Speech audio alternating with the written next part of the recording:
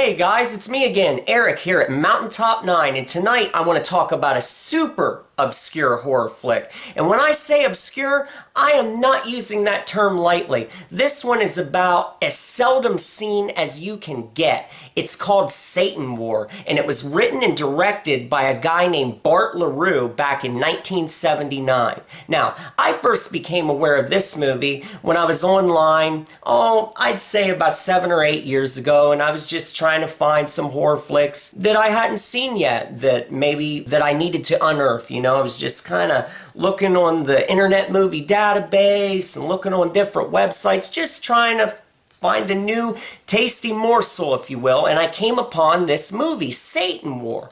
I mean, the title, just right off the bat, captures your imagination because you got two loaded words right off the bat. You got Satan over here, you have war, and then you just press them together, and man, it goes together just like peanut butter and chocolate, if you ask me. So I saw that title, and I did some reading, and I was like, sounds interesting. People were saying that it's like, kind of has an Amityville horror type vibe, very much of that time period, in the late 70s.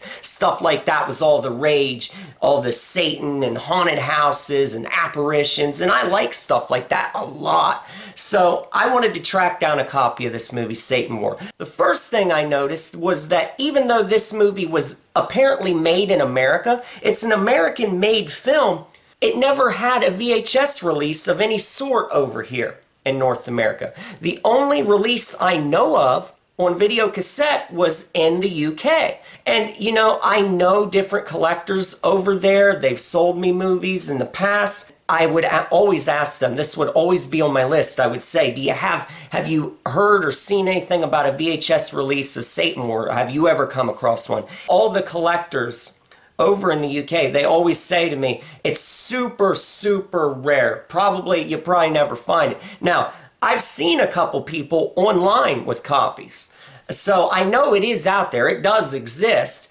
but it's a very, very difficult one to obtain. I can't even imagine how much you would have to pay another collector if you were to buy this one, because it's just super hard to find, let me tell you. And I've bought and traded for some extremely rare movies in my time, but I've never been able to get my hands on this one. Now, I gotta tell you, I gave up a long time ago, because once I had a DVD-R copy of this movie and actually watched it, kind of lost my interest in actually obtaining the physical VHS, and we'll get to that soon. Now, I want to tell you that even though this movie did not receive a home video release here in America, it was shown on television in Canada. I know for a fact that it was shown on television in Canada because the DVD-R copy I have, it has a VHS rip, the VHS version, but then it also has the television version.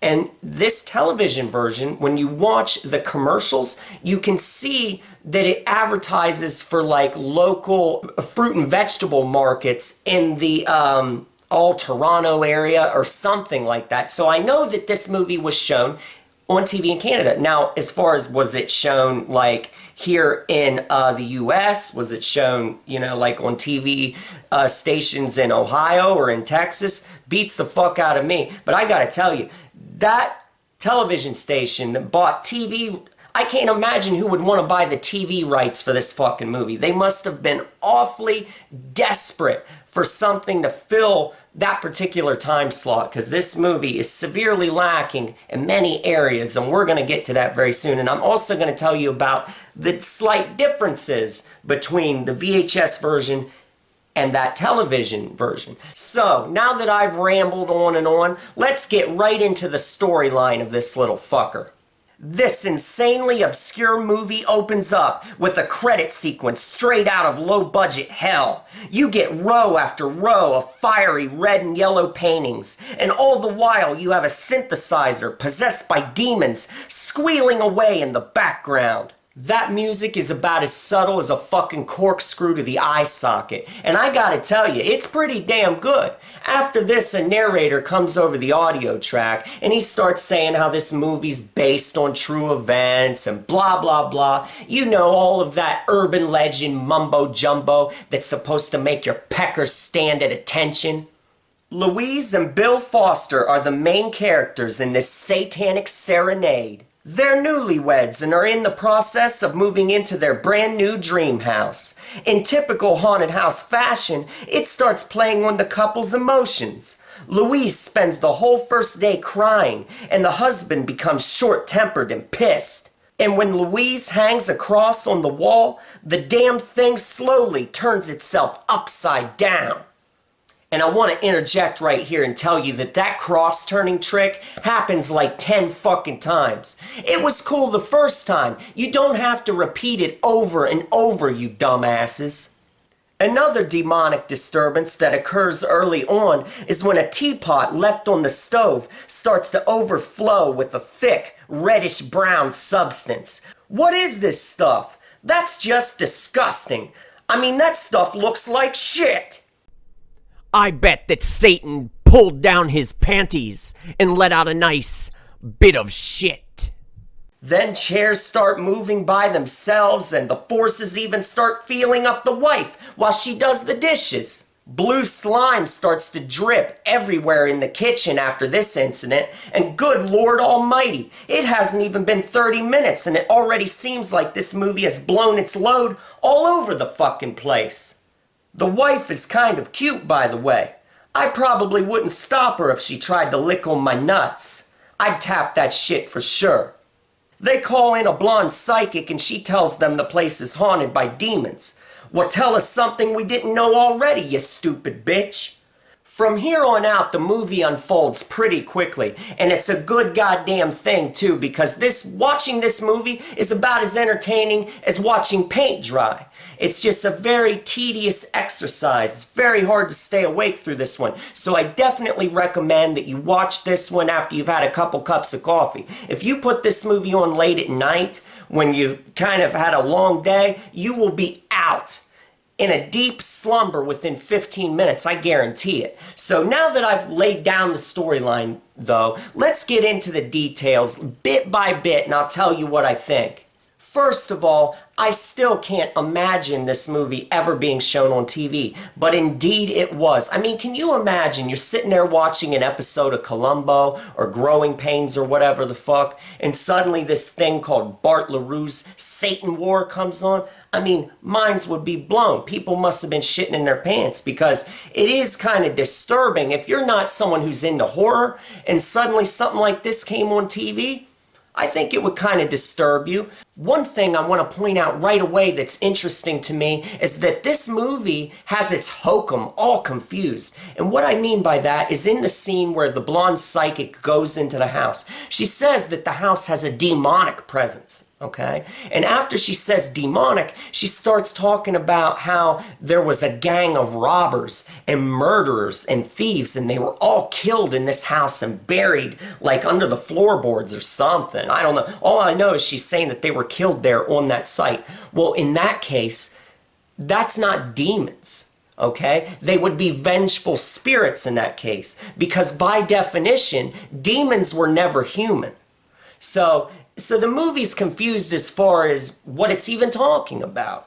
Moving on from that, I do like the black-robed, knife-wielding killer that shows up right towards the end. I think that's kind of cool, and I wish they had done more stuff like that in the movie. It kind of reminded me, even though it doesn't show the face or anything, it reminded me of a scene in Ghost House where there's this really cool knife-wielding skeletal thing in a black robe, and his face is all fucked up. So I really like that. Anytime something happens in a movie and it brings to mind a better movie, well, at least it did that much. Another thing that stands out about this flick is the disorienting effect that the post-production dubbing gives. This is another film where the dialogue was dubbed in afterwards. So many times when the characters are speaking, the words are not matching their lips. And I just think that adds more to the whatever atmosphere this movie is able to conjure up.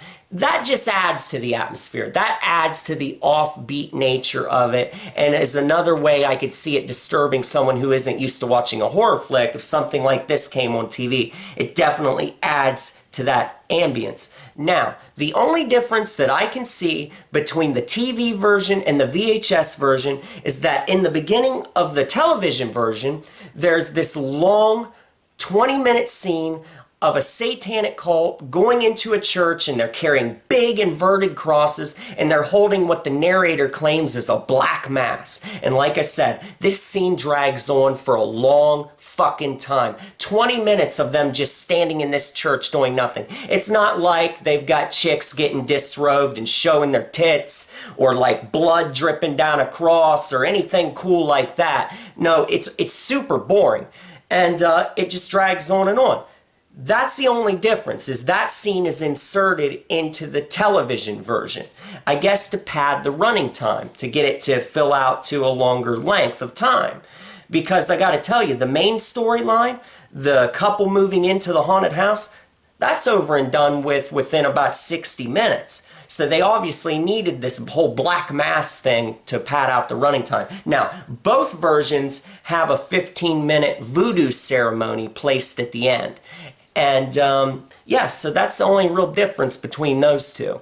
Now let's talk about the most memorable aspect of this film, hands down, and that is the score by a man named William Euchre. I gotta tell you, this guy is a synthesizer beast with all the subtlety of a fucking jackhammer. I mean, he pounds those keyboard keys until they beg for mercy. You know how farmers like to brand their cows and their farm animals with a hot iron? Well, this movie's score is scorched into the gray matter of my brain permanently. I can't shake it because, you want to know why? Not only is it a memorable score, but the director, Bart LaRue, he must have known that he had a boring movie on his hands, because he put this score in the movie and he let it run almost non-stop. It is very rare in the 60-minute runtime of the main part of the movie where this score isn't playing, and it's loud, and it just creates a nightmarish,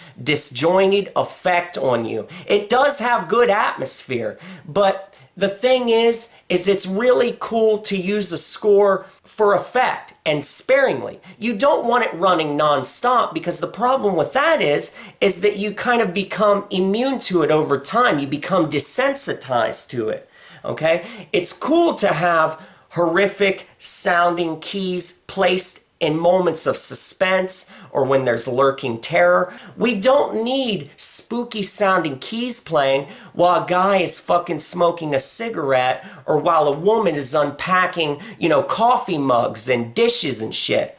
So that's the thing. The score just drones on and just plays non-stop. So it just batters you over the head. And it really just reminds me of like an old Nintendo game where the same bit of music just loops on and on and on in every fucking level and never changes up. That's kind of how this score is. Now, I don't really blame the composer in this case. I blame Bart LaRue, the director, because he's the one who decided. I'm guessing it was he who decided. He was the writer, producer, and director. He must have said, man, this movie's just lagging. I need this to play non-stop. It's really in Bart's lap that the criticism lies in this case. But as far as the score itself, hey, I'd probably give it a B-, if I'm being generous. It is creepy sounding, and like I said, it adds to a nightmarish aura. The composer, he did a damn good job, and it's a very, very memorable score indeed. I mean, I wouldn't want to be locked in a dark basement and be subjected to this score looping for hours on end. I mean, you'd probably reach your breaking point in that case. Overall, this movie is just a tedious mess. I think that Bart LaRue had good intentions here, but budget and talent limitations are just notably evident. And there's no violence or nudity to liven things up. And I mean, think about it. Some blood spillage here and there would have really did wonders for this movie, I bet. And also, this movie just looks and sounds like shit with a pervasive audio hiss on the audio track that just never goes away. And you know what? Despite all of these complaints, I'm still happy that this movie was made. Why? Because the score is pretty fucking good. Also, I like watching slime drip out of cabinets. I really have a soft spot for slime dripping all over a fucking kitchen. Also, this movie's just fucking weird. And you know what? I'm a weird person too. So I guess you could say we're a match made in hell.